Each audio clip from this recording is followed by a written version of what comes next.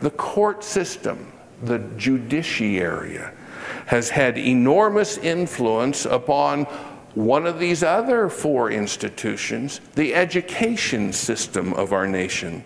The founders and the great judges believed in school prayer. They believed that religion was an integral part of educating a child. But then came the Supreme Court decision of 1962, almost 200 years after 1776, in the case of Engel versus Vitale, where school prayer was suddenly and without precedent ruled to be unconstitutional. And then in the following year, 1963, that same court ruled that the long-standing practice, a practice which had been supported by the founding fathers, chief among them Benjamin Rush and Noah Webster and Jedediah Morse and Samuel Johnston and Thomas Jefferson, of using a Bible in public schools would no longer be allowed. That was in the court decisions of Abington versus Shemp and Murray versus Curlett. For the second time in 2 years, the justices of our Supreme Court cited neither history nor legal precedent in these two cases, and did not invoke even one time a founding father or a previous court decision.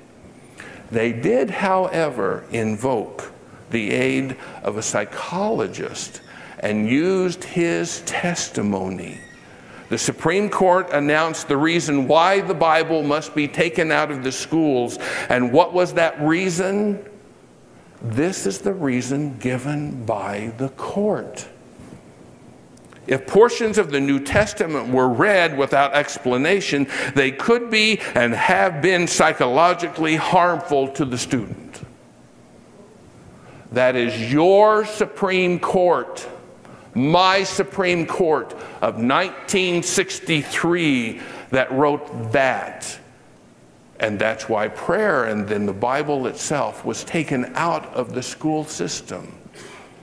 That court, whose justices are nominated and then elected by the Senate, that's the court.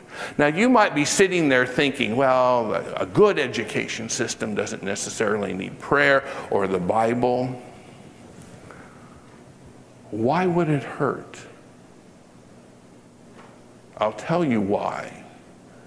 Because there is a word that will stop the court in its tracks, and that word is offend.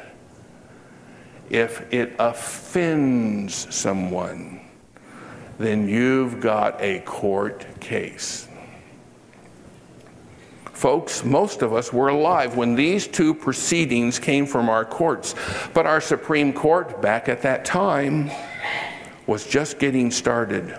In the 1980 case of Stone versus Graham, the court ruled that it was unconstitutional for a student to see a posted copy upon the walls of the school of the Ten Commandments. And why? Why was it now suddenly unconstitutional for even the Ten Commandments to be posted? Well, the court reason was this: if the posted copies of the Ten Commandments are to have any effect at all, it will be to induce the school children to read, meditate upon, perhaps to venerate and obey the commandments. This is the court's statement. This is not permissible. I'm not making this stuff up. This is history. This is American history. This has happened. Today, nation after nation has overtaken America's education systems in areas like math and science. Doggone it, we used to be a leader in areas like that. And as a nation, we took pride in that, but we have fallen down the scale.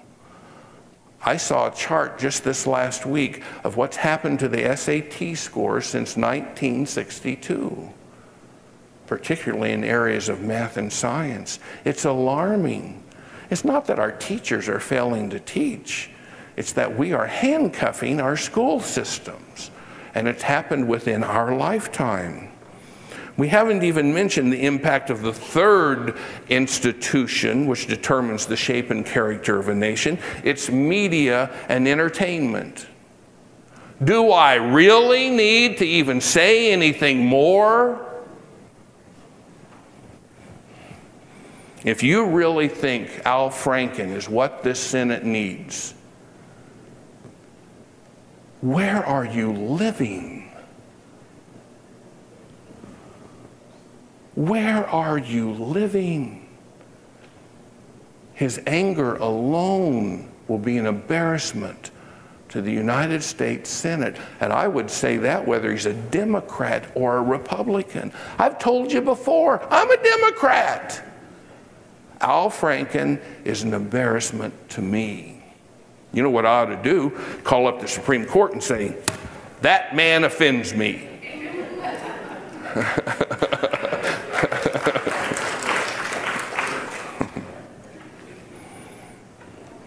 Look how the media and entertainment gave us the last election. Ask Hillary Clinton if she thinks she got a fair shake in the preliminaries, the primaries, okay?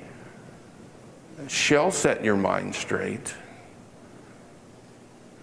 And you can ask any Republican, whatever happened to objective journalism in this nation? Objective journalism. Whatever happened to men like Walter Cronkite? And who were the two men with NBC years? Huntley and Brinkley. Whatever happened to men or women like that? They're gone, people. There is no more objective journalism in this nation.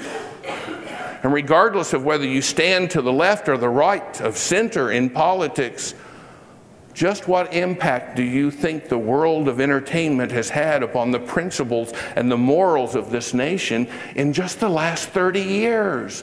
And it's one of the four institutions that David Barton says most influence our country.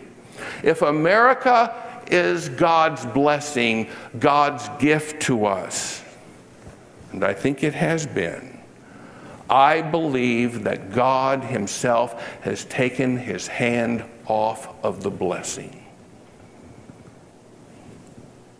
You've not heard me talk this way before, have you? Wait till I get to the last message, the separation of church and state. You might want to bring fire extinguishers with you.